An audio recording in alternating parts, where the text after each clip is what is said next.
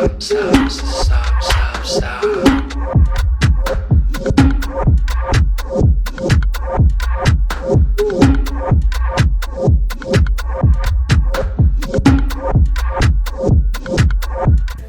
দর্শক, আপনাদের সবাইকে আমন্ত্রণ most beautiful and attractive women's cricketer প্রোগ্রামে। খেলার মধ্যে অনেক সময় মাঠের খেলা ছাপিয়ে যায় ক্রিকেটার সৌন্দর্যে, আর এমন ঘটনা হার হামেশাই ঘটছে। টেনিসে যেমন ভক্তদের প্রিয় মারিয়া শারাপোভা অজস্রবার বিয়ের প্রস্তাব পেয়েছেন খেলার মাঠেই, তেমনি বাদ নেই ক্রিকেট আঙ্গনের নারীরাও। তারাও তাদের সৌন্দর্যের মাধ্যমে আলোচনায় এসেছেন বহুবার।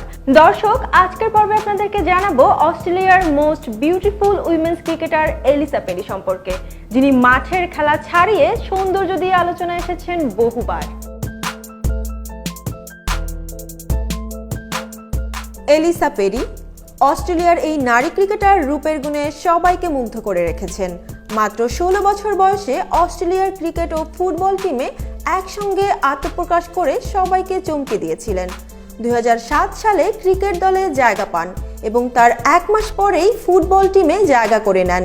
এই নারী ক্রীড়াবিদ অস্ট্রেলিয়ার সবচেয়ে তরুণী ক্রিকেটার হিসেবে প্রথম আত্মপ্রকাশ করেন।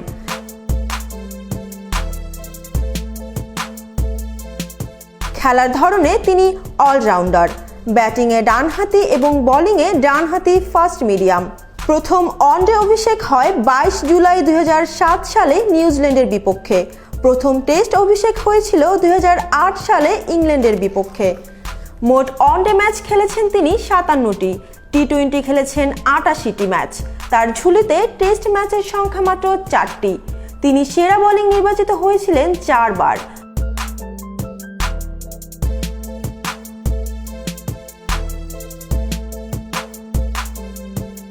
বন্ধুরা, তার ফুটবল খেলার কৃতিত্বের গল্প না হয় অন্য একদিন বলবো। এলিসা পেরি অস্ট্রেলিয়ার প্রথম নারী যিনি একসাথে ফুটবল ও ক্রিকেটে জাতীয় দলে খেলেছেন। এই বিষয়টি সত্যিই বিস্ময়কর। তার ব্যক্তিগত লাইফের হাজব্যান্ড ছিলেন ম্যাট তোমুয়া, জনপ্রিয় রাগবি তারকা।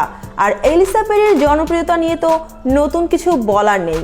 তারা ছিলেন পাওয়ার কাপল, অর্থাৎ শক্তিমান জুটি। কিন্তু তাদের এই জুটির বিচ্ছেদ হয় সংসার জীবনের 5 বছরের মাথায়।